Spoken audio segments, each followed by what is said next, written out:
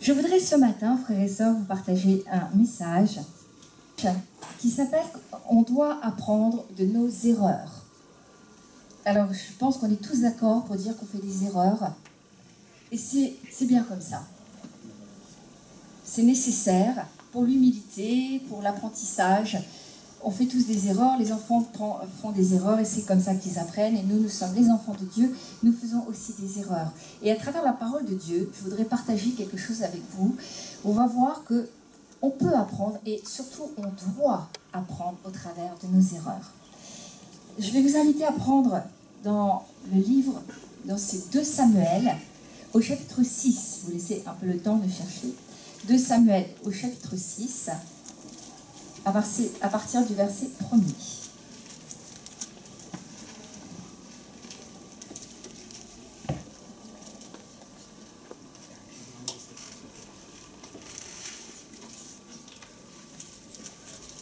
Voilà, donc c'est 2 Samuel, merci Erika, au chapitre 6, à partir du verset 1er, je vais le lire.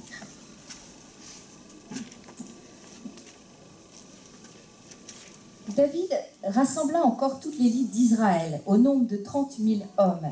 Et David, avec tout le peuple qui était auprès de lui, se mit en marche depuis Baal et Juda pour faire monter de là l'arche de Dieu, devant laquelle est invoqué le nom de l'Éternel des armées, qui réside entre les chérubins au-dessus de l'arche. Ils mirent sur un char neuf l'arche de Dieu et l'emportèrent de la maison d'Abinadab sur la colline. Uza et Ahjo, fils d'Abinadab, conduisaient le char neuf. Ils l'emportèrent donc de la maison d'Abinadab sur la colline. Uza marchait à côté de l'arche de Dieu et Ahjo allait devant l'arche.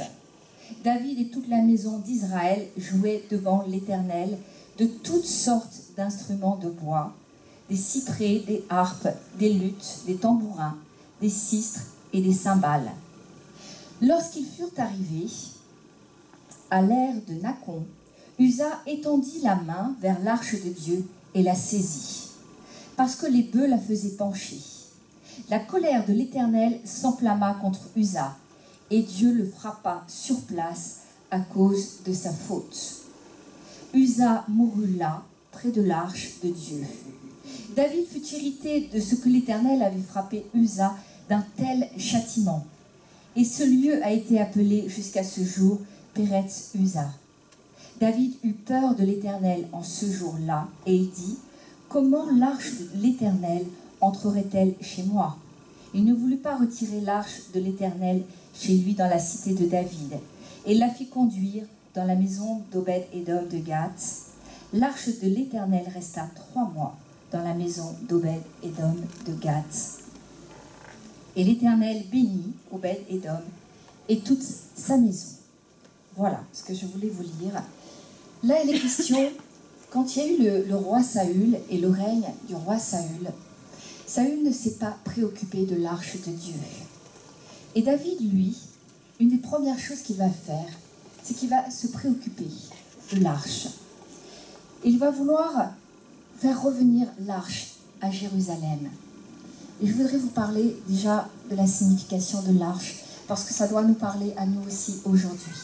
On est dans l'Ancien Testament, mais aujourd'hui, il y a des significations très fortes pour nous encore aujourd'hui.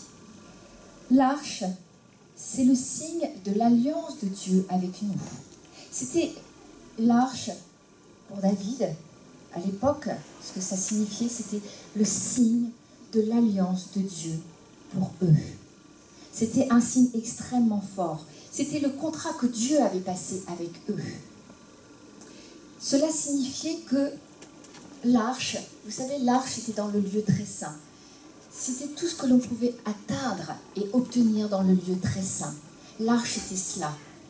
L'arche était la puissance de Dieu, la sainteté de Dieu. Ce qu'on pouvait atteindre et ce qu'on peut atteindre dans le lieu très saint, c'est aussi les miracles, c'est toutes ces choses. L'arche, c'est vraiment toute cette alliance que Dieu avait fait avec nous. Mais c'est également pour nous. C'est toutes les choses que l'on doit respecter. Parce que nous avons notre engagement avec Dieu. C'est l'alliance de Dieu pour nous et notre engagement avec Dieu. C'est l'alliance suprême de Dieu et des hommes, l'arche. C'était la signification de l'arche. Vous savez, aujourd'hui, on va dire, c'est quoi l'arche? Aujourd'hui, c'est le sang de Jésus. Aujourd'hui, c'est l'alliance que Dieu a faite avec nous à travers le sacrifice de Jésus. Le sang de l'alliance. C'est ça aujourd'hui, l'arche pour nous. C'est ce qu'il y a de plus important. Vous savez, quelquefois dans les églises, on prêche, d'ailleurs on prêche beaucoup de choses dans les églises, mais il y a des églises où on ne prêche plus au centre. Le message n'est plus celui de la croix. Le message n'est plus celui du salut. Ça veut dire que on n'a plus, l'arche n'est plus là. L'arche n'est plus au centre de l'église. L'alliance n'est plus là.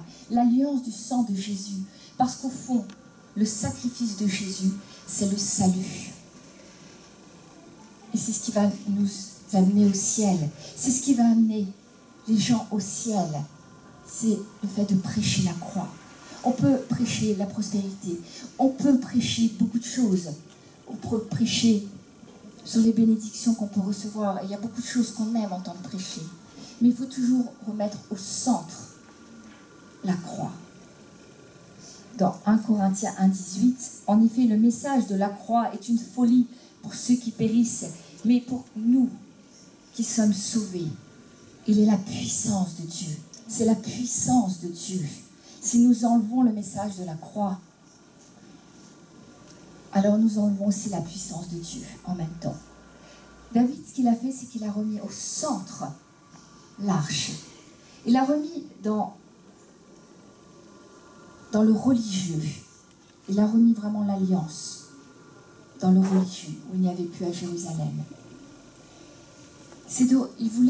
David voulait, c'était que Jérusalem redevienne le sanctuaire de la prêtrise. Et c'était vraiment important. Pourquoi? Parce que David avait vraiment un cœur selon Dieu. David aimait tellement Dieu. David était un passionné pour Dieu. Et il a voulu vraiment remettre ce symbole si fort de l'arche et de l'alliance de Dieu pour son peuple.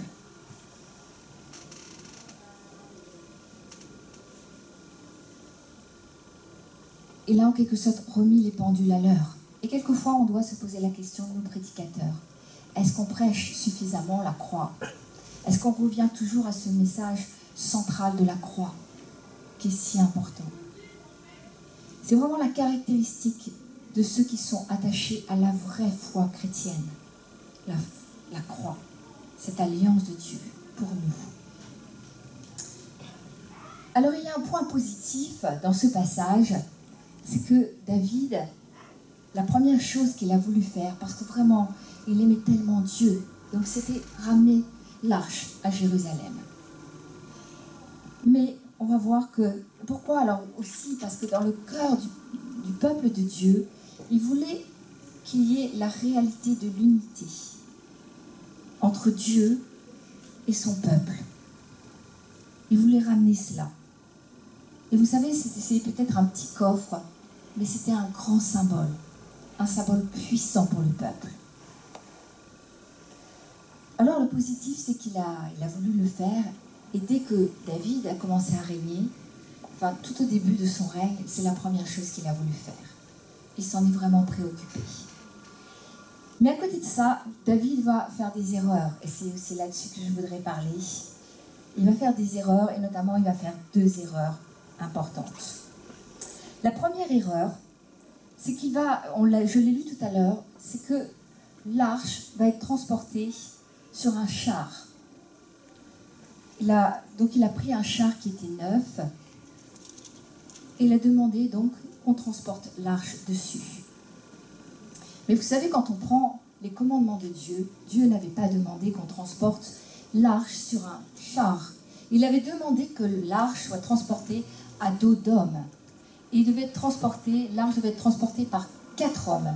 C'était comme ça que Dieu l'avait voulu. C'était selon les préceptes et les commandements de Dieu. Ça, c'est la première erreur que David a commise. Il a voulu il s'est dit, voilà, du temps de Moïse, c'était bien, à dos d'homme, mais aujourd'hui, on peut faire plus moderne, on peut moderniser. Et on a des chars.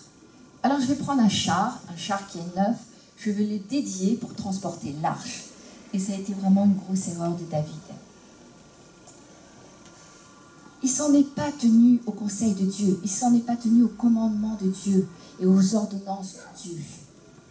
Il a voulu faire quelque chose de neuf, de nouveau. Il a voulu innover. Il a voulu en fait adapter avec le modernisme de l'époque. Et là, il a eu tout faux. Parce quand on s'en tient pas vraiment à l'ordonnance de Dieu, au commandement de Dieu tel que Dieu nous l'a donné, on enlève la puissance, toute la puissance de Dieu. Et le fait que l'arche n'ait pas été transportée à dos d'homme, mais sur un char, a enlevé vraiment la puissance. Dieu n'était plus dans l'affaire. C'est comme si Dieu s'était retiré de cette affaire. Aujourd'hui, je voudrais vous dire, parce que c'est toujours bien de faire un lien, quelquefois, l'évangile, on se dit, bon, ça date, ça fait longtemps. Ça fait longtemps que ça a été donné, l'évangile, et puis surtout l'Ancien Testament. Alors c'est bien de pouvoir réadapter à notre époque l'évangile. Vous n'avez jamais entendu ça? Je l'ai souvent entendu, surtout dans l'évangélisation.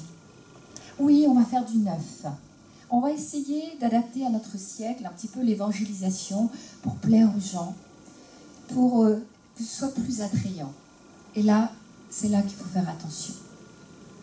Parce que Dieu est Dieu, les ordonnances, les commandements de Dieu, l'alliance de Dieu, on ne peut pas y toucher.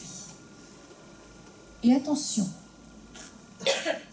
attention quand on cherche à adapter, parce qu'on peut enlever le sens et la puissance qu'il y a derrière. Il y a un exemple que je peux donner, c'est par exemple, il y a eu toute une époque où on a dit, on va faire du mime, on va mimer pour évangéliser. Mais la parole de Dieu dit qu'il faut prêcher, il faut annoncer l'évangile. Et que c'est par la parole, c'est en écoutant qu'on va être sauvé, qu'on va être touché, qu'on va avoir la foi. Le mime, vous enlevez la puissance du message. Je ne peux pas dire, parce que voilà, je suis dans une nouvelle société, un siècle nouveau, le mime, ça va mieux marcher, ça va être attrayant. Et du coup, je vais enlever toute la puissance, toute l'essence même qui fait de l'évangile, toute la puissance et l'essence de l'évangile. Il y a des gens qui se disent, je vais distribuer des tracts pour évangéliser. Parce que quand les gens vont lire ces tracts-là, ils vont être touchés, ils vont donner leur cœur, ils vont être sauvés. C'est pas vraiment biblique. Bien sûr qu'on peut distribuer des tracts pour inviter à une réunion, mais c'est par la parole prêchée que les gens, encore une fois, vont être sauvés. C'est la parole prêchée. C'est parce que tu vas entendre la parole de Dieu que la foi va être semée en toi et que tu vas pouvoir être touché et donner ton cœur. Dieu utilise et passe par des hommes et par des femmes qui vont prêcher, qui vont annoncer. Tu peux demain te retrouver dans une situation que tu n'avais pas prévue et tu es amené à évangéliser et à prêcher. Et tu sens que ça vient plus de toi, qu'il y a le Saint-Esprit qui est là, c'est comme un feu dévorant, et tu ne peux plus te taire. Oui, parce que c'est comme ça, c'est un précepte de Dieu. C'est comme ça que Dieu l'a voulu, se servir, et que ça passe par des hommes et par des femmes, et pas par des tracts, ou par des gestes, des mimiques. Même les chants seuls, bien sûr que c'est un plus, bien sûr que ça amène la présence de Dieu, mais si ce n'est pas accompagné de la prédication, j'enlève quelque chose de l'essence et de la puissance de l'évangile. Vous voyez, il y a un verset qui dit, c'est dans Luc 5, 39, « Personne, après avoir bu du vin vieux, ne veut du nouveau, car il dit, le vieux est bon. » C'est ça, ça veut dire que on a goûté au commandement de Dieu, on a goûté combien la parole de Dieu était bonne quand je l'appliquais, quand je la vivais. Et je veux revenir à d'autres choses, où je veux faire des compromis, où je veux tordre un petit peu la parole. Et je commence à faire des choses qui s'éloignent de la parole de Dieu. L'alliance n'est plus totale avec Dieu. Je m'éloigne de sa parole. Je veux faire du nouveau, je veux faire du neuf. Parce que je me dis, venir écouter à l'église tout le temps la même chose, des prédications, c'est toujours un peu la même chose. Il y a la louange, il y a la prédication, il y a les annonces, il y a la Sainte Seine. C'est le vieux. Oui, c'est le vieux. Mais c'est ce qu'il y a de meilleur. Et si je veux faire du nouveau, et commencer à rentrer dans des choses que je vais imaginer avec mes propres idées, etc. Parce qu'il faut, voilà, réactualiser. Ça ne va pas être bon. Il n'y aura plus, Dieu ne sera plus dans l'affaire.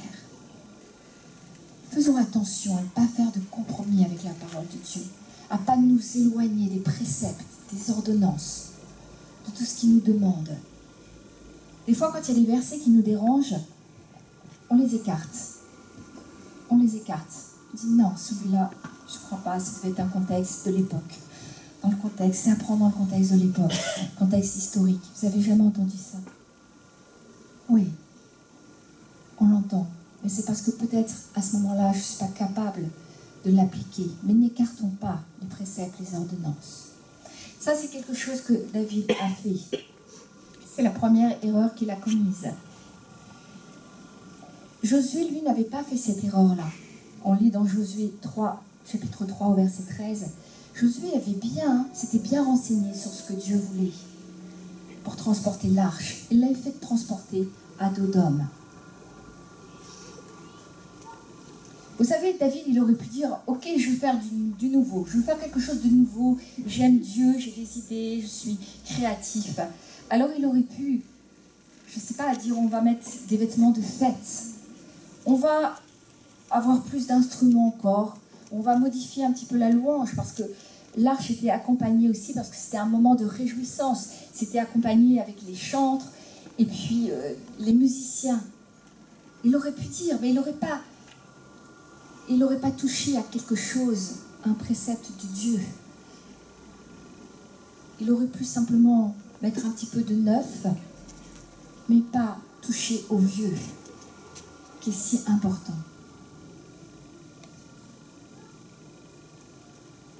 On voit dans la parole que, heureusement, David va avoir appris de son erreur. Cette erreur-là, David ne va pas la refaire. Uza est mort. Et on va voir que ça, forcément, ça va l'avoir aussi marqué. Il ne va pas refaire la même erreur. Dans 1 Chronique 15-15, on voit après que David, c'était vraiment il avait un cœur selon Dieu. Et il a réfléchi à son erreur, à ses erreurs. Et après, il ne va pas la recommettre. Il va à nouveau faire transporter l'arche de Dieu pour l'emmener à Jérusalem, mais à Dodom cette fois-ci. La deuxième erreur dont je voudrais vous parler, on voit dans ce passage, il y a 3 frères qui rentrent en action. Il y a Éléazar, il y a Adjo et Uza. 3 frères. 3 hommes. Et ces hommes-là, on leur demande de faire attention. On leur demande de faire attention à l'arche.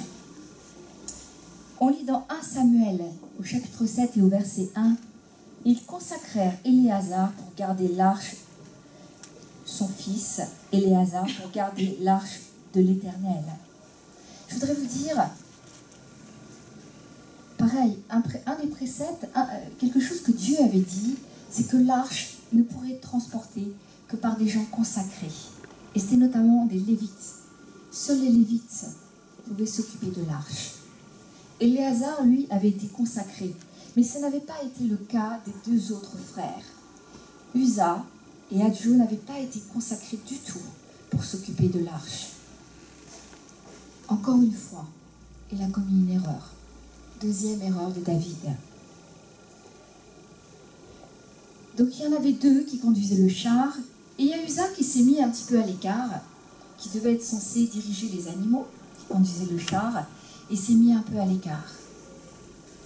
Et à ce moment-là, il a commis une folie, on va dire. Il a vraiment commis une grosse erreur, parce qu'il a pris une initiative. Dieu a permis que le char aille dans une ornière et que l'arche qui était sur le char glisse. Et à ce moment-là, Uza, qu'est-ce qu'il va faire? Il va prendre une initiative. Il va retenir l'arche. Hélas, il n'était absolument pas dans ce que Dieu lui avait demandé. Il a pris une initiative qui va lui coûter cher parce que ça lui a coûté la vie. Uza en est mort. Il est dit que l'Éternel s'était mis en colère et il a frappé Uza de mort. Il y a parfois nous sommes aussi amenés à prendre des initiatives. Et on se demande parfois, quand est-ce que je peux prendre des initiatives et quand est-ce que je ne dois pas prendre d'initiative? Là, Uza n'était absolument pas dans son champ de compétences, on va dire, dans son champ d'action. Il était en dehors du plan de Dieu. Déjà, il n'avait pas été consacré pour s'occuper de l'arche.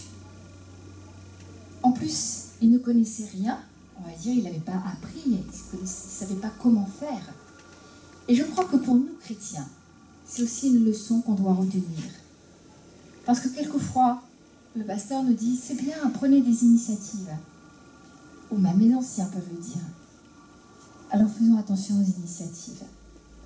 Nous pouvons prendre des initiatives quand nous sommes vraiment dans la fonction, l'appel que Dieu nous a confié. Alors oui, là, on peut prendre des initiatives. Mais si, comme Uza, vous étiez, je dirais, dans un champ d'incompétence, vous n'y connaissiez rien, et que vous commencez à prendre une initiative qui vous dépasse, là, c'est dangereux. Vous allez faire beaucoup plus de mal que de bien. Et Uza, ça lui a coûté la vie. Ça ne nous coûtera pas forcément la vie, mais nous pouvons avoir vraiment de gros soucis, de gros problèmes, si nous touchons à des choses qui, finalement, ne nous regardent pas. C'est très important ce que je vous dis. Pour la marche, pour la vie chrétienne, c'est très important. Ne nous mêlons pas de ce qui ne nous regarde pas. Ne touchons pas à l'arche si nous n'avons pas été consacrés pour ça. Ne faisons pas un travail à la place de quelqu'un d'autre parce que nous estimons que ce travail n'a pas été bien fait ou n'a pas été fait comme il aurait dû être fait. Ou en temps, ou en heure.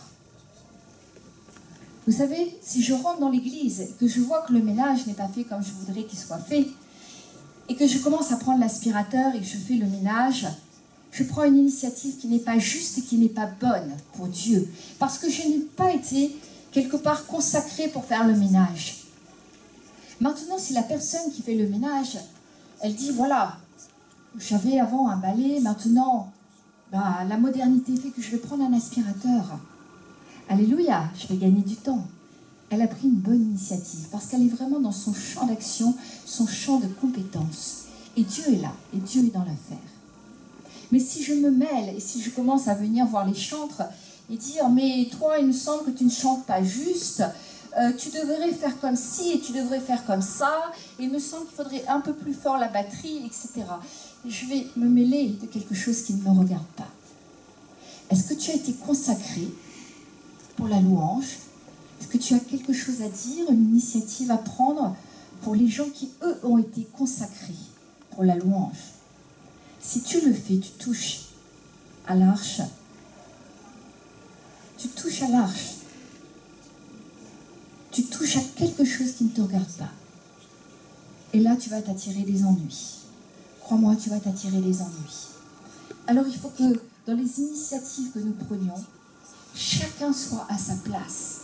Arrête de t'occuper de ce qui ne te regarde pas. Arrête de t'occuper de l'appel ou du champ d'action de l'autre. Dieu a confié à chacun d'entre nous quelque chose de différent. Alors prenons des initiatives déjà dans notre champ propre. Mais les problèmes arrivent bien souvent, je vais vous le dire, parce que nous prenons des initiatives dans le terrain des autres. Je crois que ça suffit. Il faut avoir conscience de ça. Il faut une prise de conscience ce matin. Nous allons nous éviter bien des problèmes et bien des ennuis. Nous allons éviter aux autres des ennuis. Nous allons éviter aux pasteurs des problèmes et à régler aussi des problèmes. si nous arrêtons de faire ça. Vous savez d'où naissent les problèmes? Bien souvent. Parce que nous sommes un corps. Il y a la main, il y a le pied, il y a la bouche, etc. Et c'est quand la main veut se mêler de ce que fait le pied, alors ça va créer un problème. Et si moi je suis un pied et que je veux devenir une bouche, ça va aussi créer un problème. Mais nous sommes un corps, frères et sœurs. Je suis l'Église, mais vous êtes l'Église. Nous sommes l'Église, ensemble. Ensemble. Alors déjà, il faut accepter d'être un pied, si Dieu vous soyez un pied. D'être une main. Et surtout, je nous appelle ce matin à arrêter de chercher toujours à venir dans le terrain de l'autre, pour chercher des histoires, pour montrer ce qui ne va pas, ou dire tu devrais faire comme ci, tu devrais faire comme ça. Mais est-ce que c'est ton terrain? Est-ce que Dieu t'a appelé? Est-ce que Dieu t'a appelé? Est-ce que c'est ton champ de compétences? Si ça ne l'est pas, arrête. Arrête, et bon nombre d'histoires et de problèmes vont arrêter dans ta vie. Je te le dis ce matin. Si tu es quelqu'un qui aime se mêler comme ça des affaires des autres, commence par t'occuper de ton champ. Vois ce que Dieu t'a donné, toi, et commence à prendre des initiatives dans ce qu'il t'a donné, dans ton champ d'action. Et là, tu vas glorifier Dieu. Et là, tu vas faire grandir ton ministère, ton appel, ton service. Et ça va être bon pour l'Église. Et ça va réjouir le cœur du pasteur et des anciens. Je vous assure. Alors, quelle est l'arche que nous négligeons? Quelle est l'arche que tu as négligée dans ta vie? Je voudrais savoir en quoi, et Dieu nous pose la question ce matin, en quoi nous n'avons pas fait exactement ce que Dieu voulait? Et qu'est-ce que nous avons fait qui n'était pas exactement comme Dieu voulait qu'on fasse? Alors sache que c'est pour ça que ça n'a pas marché. Tu as fait des choses pour Dieu, mais tu ne les as pas fait selon les préceptes ou selon la conception biblique. Tu les as fait selon une pensée humaine, selon ton imagination à toi. Alors tu t'es aperçu que ça n'a pas fonctionné. Mais Dieu te dit, on peut recommencer. Ce matin, Dieu te dit, on peut recommencer. Tu recommences et tu reviens à la façon dont moi je veux que tu le fasses. Et tu vas voir, avec moi, ça va fonctionner. Ça va fonctionner alors qu'avec toi, ça n'a pas fonctionné.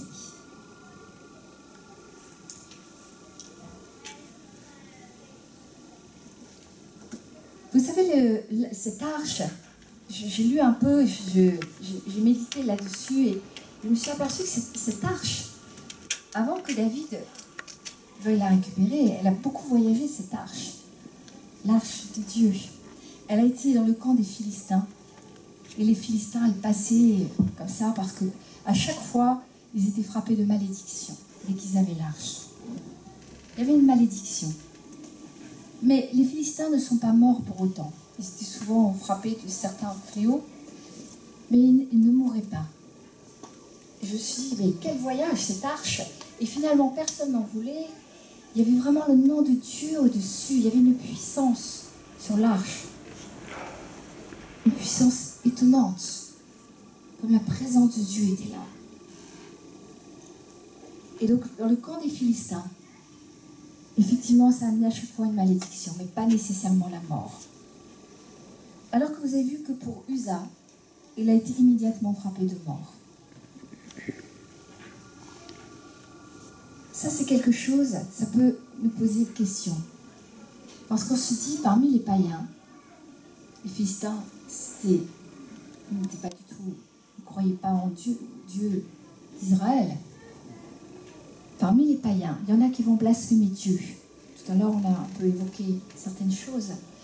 Il y en a qui vont blasphémer Dieu, se permettre toutes sortes de choses concernant Dieu et la religion. Mais Dieu ne les frappe pas. Il ne meurt pas. Alors ça peut paraître étonnant. On se dit, mais ils vont loin. Des fois, ils vont très loin. Ils se moquent, ils calomnient. Ce sont des moqueurs par rapport aux choses de Dieu. Ils vont même jusqu'à dire des choses terribles et terrifiantes. Et nous, on se dit, mais Dieu ne les frappe pas. Dieu n'envoie pas d'un seul coup le feu sur eux. Mais comment ça se fait? Vous vous êtes jamais demandé? C'est parce qu'en fait, comme pour les Philistins, ils sont extérieurs à l'alliance. Ils ne sont pas dans l'alliance que Dieu a faite entre les hommes et lui.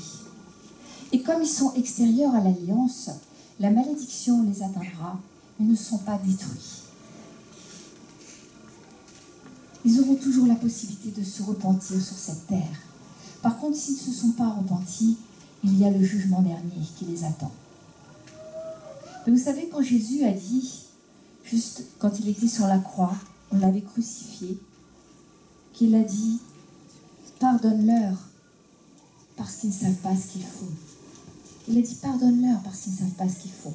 Il en va de même pour tous ces païens qui ne savent pas ce qu'ils disent en blasphémant de la sorte. Mais Dieu fait grâce. Dieu attend. Dieu est un Dieu patient.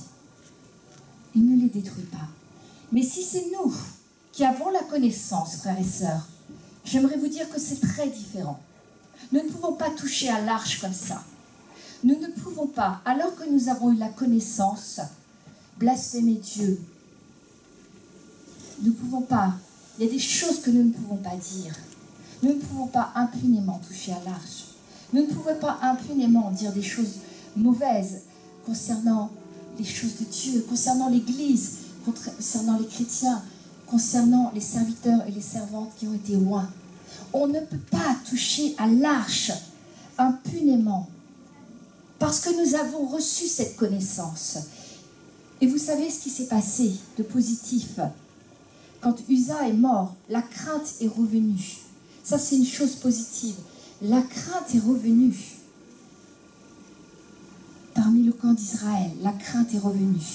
Et c'est quelque chose qui doit revenir dans l'Église, cette crainte de Dieu. C'est quelque chose, parce que oui, Dieu va faire grâce quand nous n'avons pas la connaissance. Quand les païens disent toutes sortes de choses, même les plus terribles et les plus calomnieuses et les plus moqueuses. Mais il y aura le jugement dernier pour cela. Mais nous, le jugement de Dieu, on dit toujours qu'il commence par l'Église. Nous ne pouvons pas en toute impunité dire n'importe quoi sur l'Église, sur les pasteurs, sur les ministères, voire même sur les chrétiens. Parce qu'on touche à ce qu'il y a de plus précieux. On touche à l'arche, vraiment. On touche à l'Église. Et c'est grave. Pour Jésus, c'est grave. Pour Dieu, c'est grave. Il y a le péché qui dépend de nous, qui dépend de notre sanctification. Et il y a ce péché qui est grave, c'est quand on touche à l'Église de Christ. Et ça, le jugement peut s'exercer. Dieu peut exercer son jugement si nous n'avons plus la crainte de Dieu.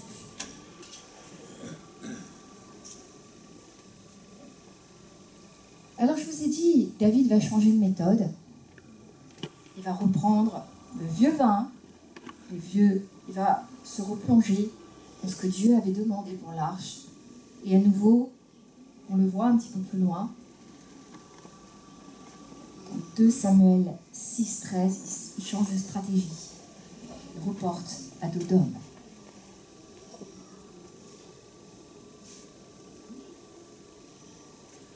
Quelquefois, quand j'ai commencé mon titre, c'est qu'il faut apprendre de ses erreurs. David a appris de ses erreurs et il ne les refera pas. Et pour nous, c'est important aussi. Quand nous avons fait des erreurs comme ça, nous avons fait des compromis. Nous avons touché à des choses qui étaient vraiment saintes, sacrées. Nous avons touché peut-être des fois à l'arche. Il faut pouvoir se repentir. On ne peut pas passer des années et des années comme ça, sur des choses que nous avons pu dire ou nous avons pu faire, sans se repentir. Parce qu'il y a quelque chose quand même au niveau de la crainte de Dieu qui nous manque. Parce qu'on ne peut pas simplement voir ce Dieu d'amour qui est un Dieu d'amour. Il faut aussi voir ce Dieu qui est un Dieu juste. Et la justice de Dieu s'exerce. Quand nous qui avons reçu la connaissance, nous ne prenons pas garde à ce que nous disons ou à ce que nous faisons, il y a un problème. Ça veut dire que nous ne sommes plus repris par le Saint-Esprit. Nous devons avoir une tristesse qui vient du Saint-Esprit quand nous touchons à des choses sacrées et quand nous faisons du mal à l'Église. Nous sommes un. Nous devrions être un. Comment pouvons-nous supporter d'entendre des frères et des sœurs critiquer des pasteurs, des ministères, des chrétiens, des frères, des sœurs? Comment est-ce qu'on peut encore accepter ça et écouter sans avoir un minimum la crainte de Dieu, la crainte de l'Éternel?